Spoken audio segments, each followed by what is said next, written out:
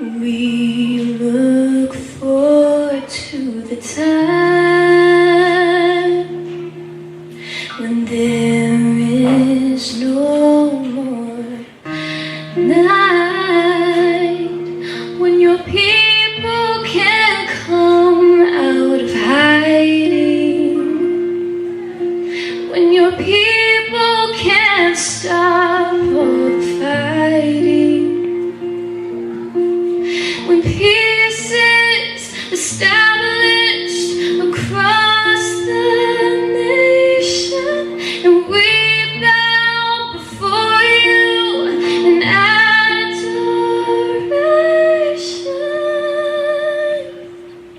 at the New Jerusalem, when the war is done, when the world is new, the tribes are one,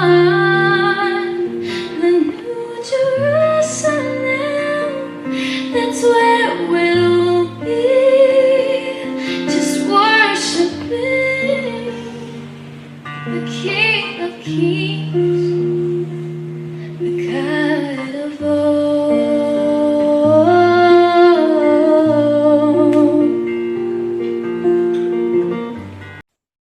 Shalom to all of you, and welcome to this week's Bible study.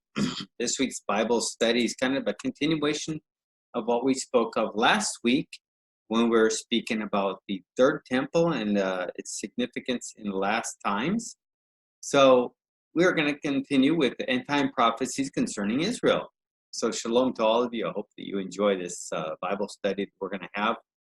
We're going to start off with the verse from Deuteronomy chapter 30, verse 3, where it says, "The Lord your God will restore your fortunes and have compassion on you, and gather you again from all the nations where he scattered you."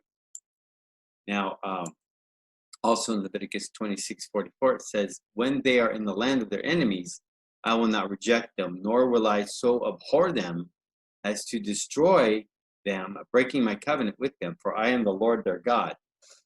A letter issued by the British government favoring the establishment of a national home for the Jewish people began the process, actually fulfilling by Bible prophecy concerning Israel in these last days. The consequences of the letter, which is called the Balfour Declaration of 1917, still kind of reverberates around the world today. In the fact that Palestinian President Mahmoud Abbas wants to sue Britain over this letter. So not too long ago, he told the UN General Assembly, "We ask Great Britain as we approach 100 years since its infamous declaration to draw the necessary lessons and to bear its historic, legal, political, material, and moral responsibility for the consequences of this declaration, including an apology," get this, an apology to the Palestinian people, "for all the catastrophes, misery, and injustice this declaration created, and to act to rectify these disasters and remedy its consequences, including by the recognition of the state of Palestine. This is the least Great Britain can do." Now, let's just go into one little detail. Lately, there's been this thing about the different places being built up in Israel, being said that they're illegal in their construction. Well, the United States government has just said this is not possible because actually the state or the territory of Israel, which is now a nation, has never actually been before been considered a nation. So as in any place where it's just considered a state or territory, anybody can come and start constructing or building up in the area. So just recently has actually Israel been considered a nation. Palestine is not considered a nation, nor are any of the other territories before. Even the land of Jordan was not considered a nation. So a lot of these people who are saying that it's all illegal, it's all false. Also, there's another point that many Palestinians prefer the Israeli government. They prefer working for the Israelis. And yes, Israel does allow Palestinians to work. The many Palestinians want the Israeli government because it offers them a chance of health care, a chance of work, a chance of a decent life, whereas in the Palestinian territories there is not much of this going on. So if people would actually really search and find the truth instead of listening to the false news that's being put out there by the news companies, you might find out the reality of what's actually going on in Israel. So the Israeli Prime Minister Benjamin Netanyahu responded to this far-reaching attempt by Hamas to delegitimize Israel by telling the UN Assembly that's almost 100 years ago, talk about being stuck in the past, people. The Palestinians might as well sue Iran for the serious declarations that allowed the Jews to return from exile to Judea in the year 539 BC, or file a class action suit against Abraham for buying land in Hebron. I mean, so how far back do we want to go? According to a book called And the Hills Shouted for Joy, the Day Israel Was Born, the Balfour Declaration was the first public acknowledgement by a great power of the Jewish connection with the land of Palestine, as well as an undertaking by that government to help restore the Jewish people to their homeland. So for the first time, sovereign government had actually entered into a pact with the people that were scattered over the face of the earth to return them to a land. Everybody keeps telling us, Jews, go home, go home. So when we finally go home, then we're told to get out. You don't belong here. So you can never really satisfy everybody, obviously. So the Balfour Declaration, the fruit of 12 months of intensive negotiations between foreign officials, foreign office officials, the Prime Minister, British Prime Minister David Lloyd George, and the leading British Zionists, was issued by author James Balfour, which is why it's called that, which it's called, the British Foreign Secretary to Lord Walter Rothschild. Now, he was a British Jewish leader, and he was to convey the news to the Zionist Federation of Great Britain and Ireland. Yes, we can say that there's all of a Masonic movement, whatever you want to say it, but the Lord does what he wants to get things to happen. All right, so God promised that the Israelites would go back to Israel one day. It's happening. He will use who he wants to use to get it done. So here's the complete text from the actual Balfour Declaration. Dear Lord Rothschild, I have much pleasure in conveying to you, on behalf of His Majesty's government, the following declaration of sympathy with Jewish Zionist aspirations, which has been submitted to and approved by the Cabinet. His Majesty's government view with favor the establishment in Palestine of a national home for the Jewish people, and will use their best endeavors to facilitate the achievement of this object, it being clearly understood that nothing shall be done which may prejudice the civil and religious rights of existing non-Jewish community in Palestine, or the rights and political status enjoyed by Jews in any other country. I should be grateful to you, or if you would bring this declaration to the knowledge of the Zionist Federation. Yours sincerely, Arthur Balfour. So, what does this have to do with biblical prophecy being fulfilled? The Balfour Declaration was incorporated into the Sevres Peace Treaty with the Ottoman Empire, we're talking about the Turks, and the League of Nations mandate for Palestine, which gave international sanction for the establishment of a national Jewish homeland, and therefore became the legal cornerstone of the Jewish state. Now, the door opened by the Balfour Declaration helped fulfill biblical prophecy that foresaw God would, quote, gather together the dispersed of Judah from the four corners of the earth. This is found in Isaiah chapter 11, verse 12. So this is what's happening. God was moving through the world power, okay, to fulfill countless Bible prophecies concerning Israel, as well as his covenant promises to return his people to their land. So Instead of sitting there saying, well, this is a man-made thing, it's all Masonic, whatever, this, that. Remember who's in charge. Remember that God is the one who moves things. Nothing can happen without God moving anything. Okay, nothing can happen. God is in charge, and he's actually the one who is causing this to happen in order to fulfill what the Bible says will happen. Because if it doesn't happen, then God would be a liar, and we know that he can't lie. So he's going to make sure things happen no matter who he has to use. So let's remember that. In Isaiah chapter 11, verses 11 through 12, it says, "It shall come to pass in that day that the Lord shall set his hand again the second time to recover the remnant of his people who are left. From Assyria and Egypt, from Pathros and Cush, from Elam and Shinar, from Hamath, and the islands of the sea. He will set up a banner for the nations and will assemble the outcasts of Israel and gather together the dispersed of Judah from the four corners of the earth." So apparently, Lord Balfour was aware of God's plan for Israel. According to the Jewish Chronicle, there's a quote that says, "The Balfour Declaration was born out of a religious sentiment." Arthur Balfour was a Christian mystic who believed that the Almighty had chosen him to be an instrument of the divine will, the purpose of which was to restore the Jews to their ancient homeland, perhaps as a precursor to the second coming of the Messiah. So this is something he was led to do, obviously, by the Ruach HaKodesh, the Holy Spirit. Okay. And there's another quote that says, "The declaration was thus intended to assist in the fulfillment of biblical prophecy. This appealed to Lloyd George, whose private immorality did not prevent him from believing in the prophecies of a Bible he knew inside out." So that's the gist of the whole thing. Israel splits into two kingdoms. "I will scatter you among the nations and will draw out my sword and pursue you." What do we do with the sword? We cut, right? "Your land will be laid waste and your cities will lie in ruins." Leviticus 26:33.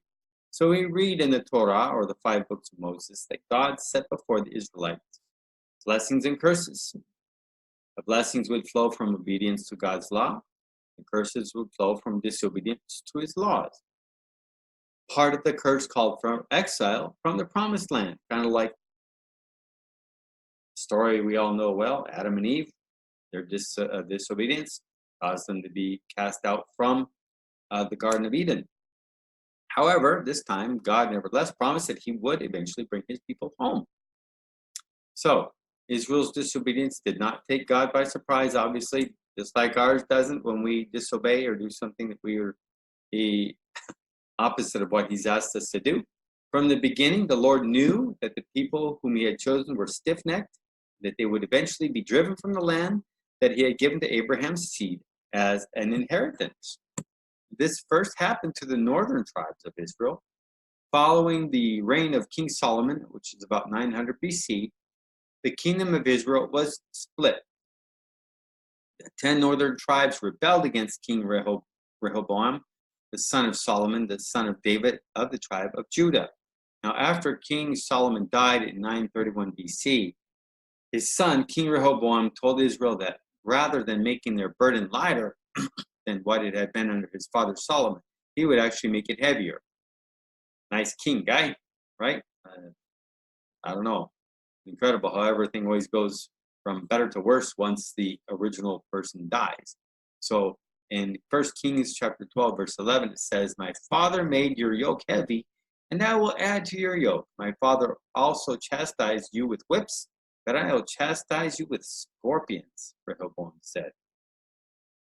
So this caused the 10 northern tribes to rebel, cutting themselves off from the tribes of Judah and Benjamin. Still, 1 Kings 12:15 states also that, quote, "This turn of events was the will of the Lord." Remember what I said before, nothing can happen on the face of this earth if it's not God's will. "For it fulfilled the Lord's message to Jeroboam, son of Nebat, through the prophet Ahijah from Shiloh." So this refers to a prophecy near the end of Solomon's reign, when the prophet Ahijah told Jeroboam the future king of the northern kingdom. Behold, I will rend the kingdom out of the hand of Solomon. I will give 10 tribes to you. This is found in 1 Kings 11:31. So, as king, however, Jeroboam worried that he would lose control over those people who went up to Jerusalem to worship, which is something God said, you may only go to worship in Jerusalem. So what does he do? In order to deliberately distance the people from worship at the Holy Temple, he set up false gods in local towns to be worshipped by the northern tribes, which obviously resulted in further moral deterioration. It says in 1 Kings 12:26-29, if this people go up to offer sacrifices in the house of the Lord at Jerusalem, then the heart of this people will return to their Lord. Forbid that, right? Even to Rehoboam, king of Judah, and they will kill me and return to Rehoboam, king of Judah. So the king consulted and made 2 golden calves. Here we go again with the golden calves. And he said to them, it is too much for you to go up to Jerusalem. Behold, your gods, O Israel, that brought you up from the land of Egypt. He set one in Bethel and the other he put in Dan. So, personally, I think it would have been better if people would have killed them. But that's not what they did. So the first scattering and regathering, Israel and Judea fall to Babylon. So about 712 BC, the immorality and the pagan worship of the northern tribes brought about the collapse of the northern kingdom of Israel. The Assyrians invaded and took the 10 tribes captive in 2 Kings 17:6. The Assyrians scattered them throughout the Levant, which brought about the beginning of the diaspora or the dispersion. So that's what the word diaspora means, is dispersion. So why didn't the Assyrians also invade the southern kingdom of Judah? The obvious answer is that it was not God's will for them to do so. Okay. The king of Judah at that time, Hezekiah, quote, did that which was right in the sight of the Lord. So God kind of held off his hand by not letting anything bad happen to him. 2 Kings 18:3. All right, so when you have a righteous leader, God holds back his judgment. He doesn't let anything happen. Once that, obviously, that leader's gone and a bad leader comes, obviously the opposite is happening. It's going to happen, which could happen even in America. If the Democrats take over, God's hand is going to be held, not be holding anything back anymore. It's just going to let things rip. Okay, so we need to pray. You need to pray for your country, wherever you're at. The leaders stay righteous, and it's important for your survival. Now, nevertheless, due to rebellion against God around 606 BC, the Babylonians invaded the southern kingdom, taking Judah captive to Babylonia. So 70 years later, in fulfillment of biblical prophecy again, the Babylonian kingdom fell to the Medes and the Persians, and the new king, Cyrus, permitted the Jews to return to Jerusalem, at which time the walls in the temple were rebuilt. And we can find this in Ezra chapter 1, verses 1-4. But many of the Jewish people had assimilated foreign practices and worship, kind of like we're seeing nowadays. There are still many out there who practice Buddhism and other strange things. So practices that they had brought back to Israel. And this is also the case. So as well, many were assimilated into the land of their captivity and did not return to the promised land. Now, by 200 BC, Israel had become part of the Greek Empire until the revolt of Judah Maccabee resulted in the Hasmonean dynasty of kings who ruled Judah for over a century. So the Maccabees destroyed the pagan altars that had been set up in the villages, reinstated circumcision of the newborn male offspring, which had been outlawed by the Greek government, the Hellenistic government. They also re-entered Jerusalem and ritually cleansed the temple, reestablishing traditional Jewish worship. So Judah Maccabee, who is the Kohen, the priest, who led the revolt against the Greek Empire, made an alliance with Rome instead of trusting in God alone, unfortunately. And we can find this in the book of 1 Maccabees, chapter 8, verses 17-32, which unfortunately has been taken out of many Bibles. but believe it should be part of it. Nevertheless, the alliance with Rome did not prevent the Greek Empire from sending in massive military forces. Judah decided to stand his ground instead of withdrawing and died in the battle.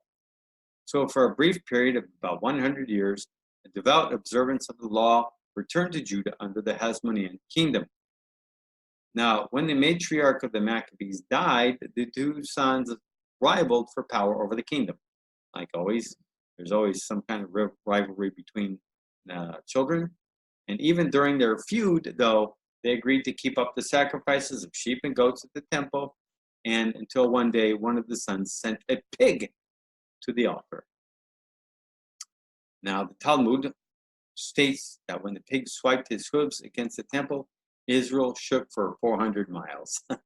So not long after the Roman invasion of Jerusalem in the 1st century BC brought this period of religious and civil independence to a close. All right. And then there we have the second scattering. Judea falls to Rome. So under Rome, Herod the Great ruled Judea until his death in 1 BC. Following his death, his kingdom was divided among his three sons as a tetrarchy. This was the political situation in Judea at the time when Yeshua, or Jesus, was born. So, Yeshua prophesied regarding the impending destruction of the temple and the scattering of God's people in Luke chapter 21, verses 5 through 6. He also warned his Talmidim, or his disciples, of events that would occur within their lifetime, as well as in the last days. And we can find this in Matthew chapter 24, verses 15 through 22. So in fulfillment of his prophecies, after his death and resurrection, Jerusalem was destroyed by the Romans in AD 70 during the Jewish revolt, further scattering the people throughout the world and into distant lands.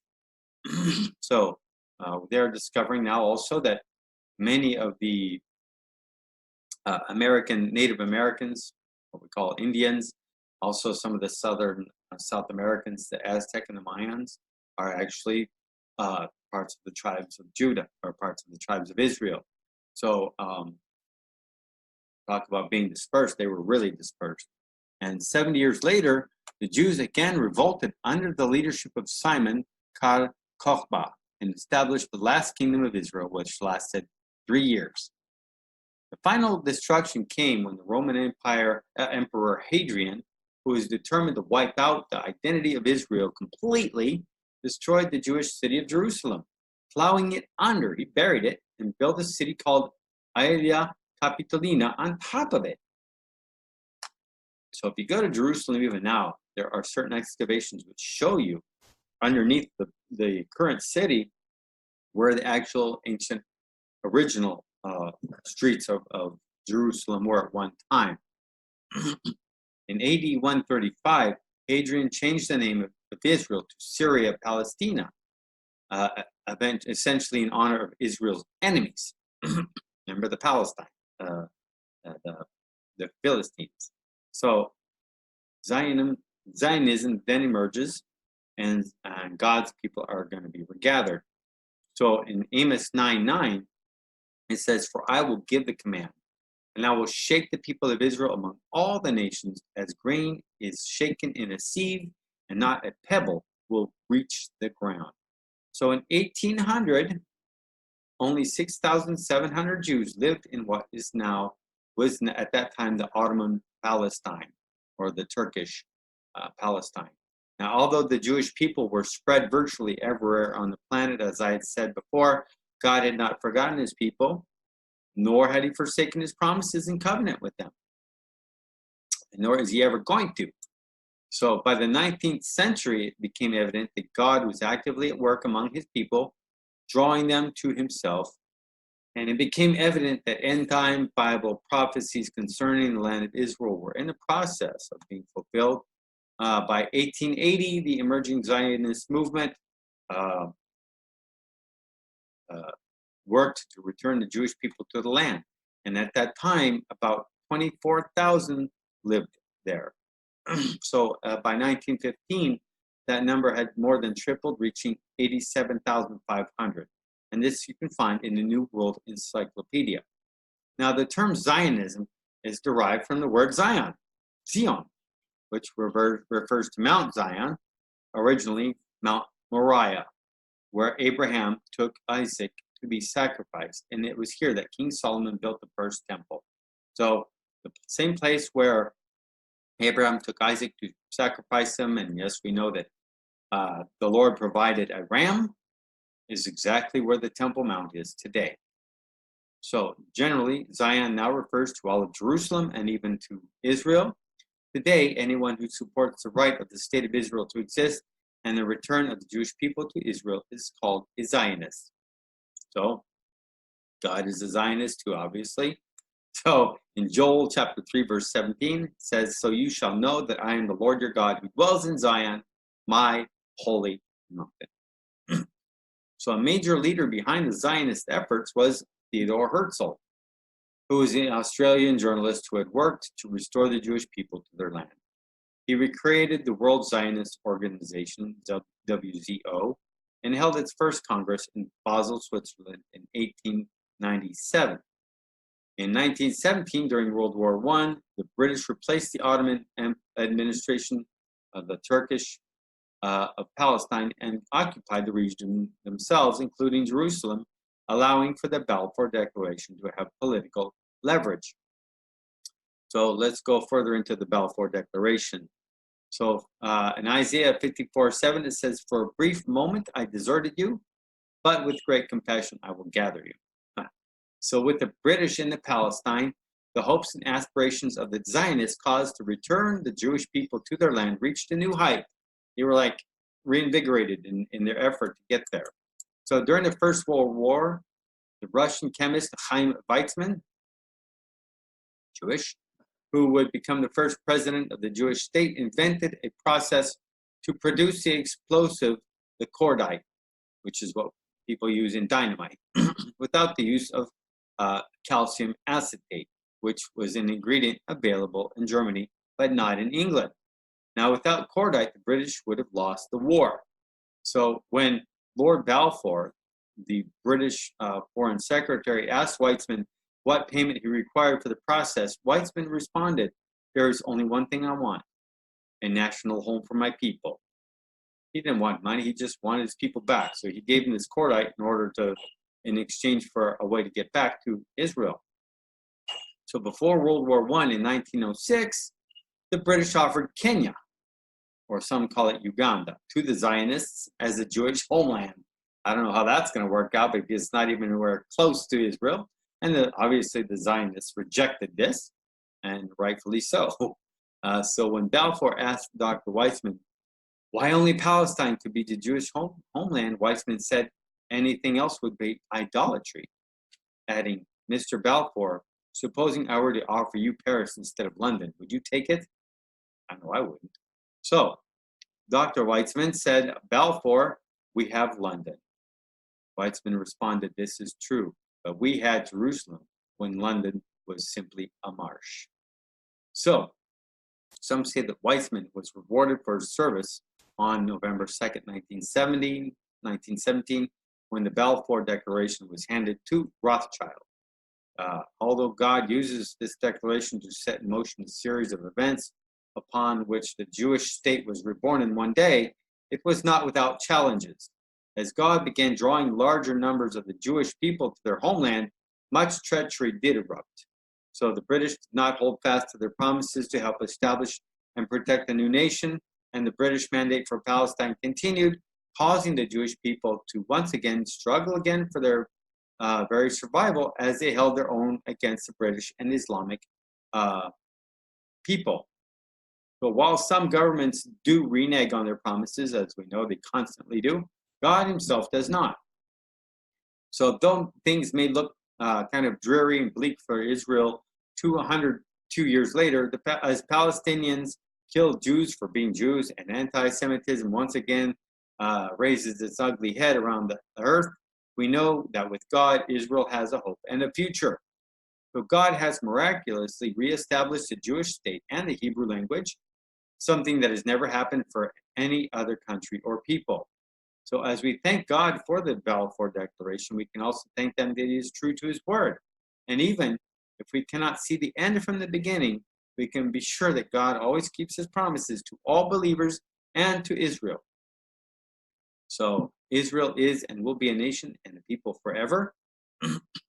And in Amos chapter 9, verse 14 and through 15, it says, I will bring my people Israel back from exile. They will rebuild the ruined cities and live in them. They will plant vineyards and drink their wine. They will make gardens and eat their fruit. I will plant Israel in their own land, never again to be uprooted from the land I have given them, says the Lord your God.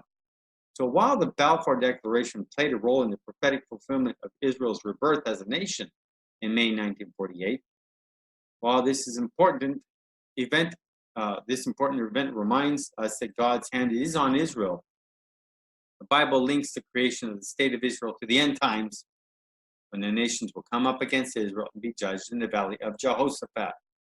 Now, in Joel 3:2, it says, in those days and at that time, when I restore the fortunes of Judah and Jerusalem, I will gather all nations and bring them down to the valley of Jehoshaphat.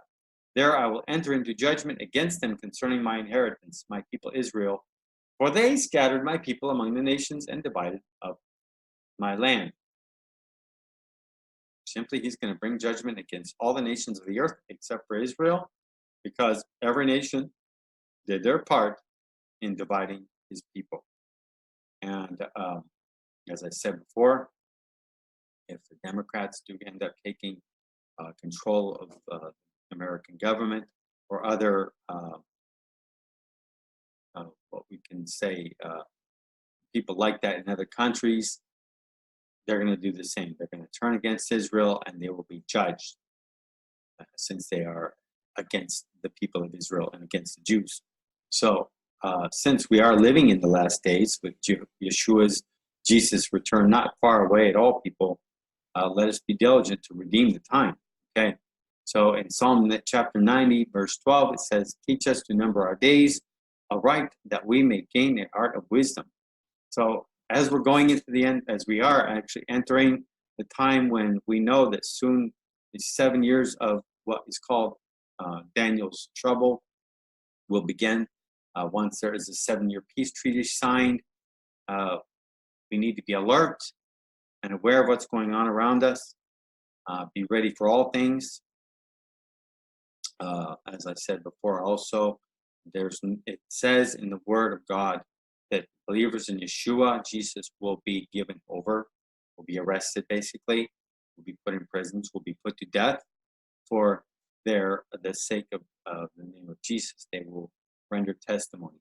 Many will fall away, unfortunately, because they won't, their faith isn't really in Yeshua, but maybe in something else. So just make sure we are awake and vigilant at all times. And remember that God's promises to all of us who believe in Yeshua will always be true. Okay, so may the Lord bless you and keep you. May he make his face shine upon you and give you peace. In the name of Yeshua HaMashiach, the Prince of Peace. And thank you for joining us today. Now for the Aaronic blessing.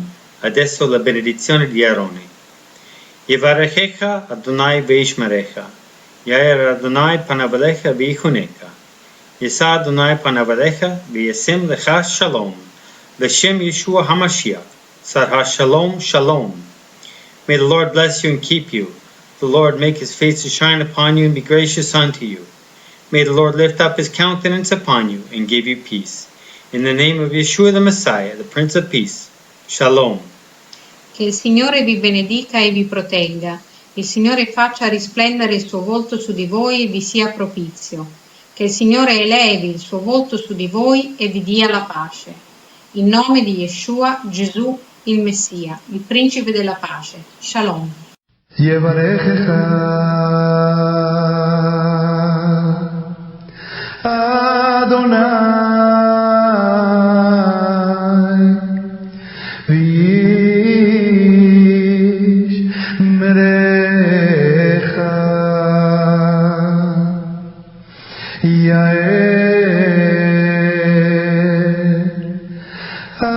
Adonai,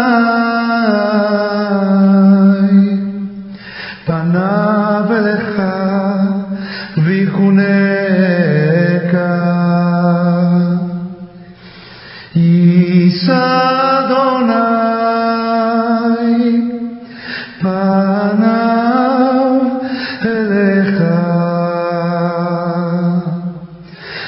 Hashem lecha lecha Shalom.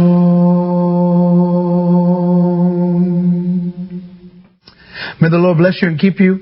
May the Lord make His face shine upon you, be gracious to you. May the Lord lift up His countenance upon you and give you peace. Shalom. Shabbat Shalom.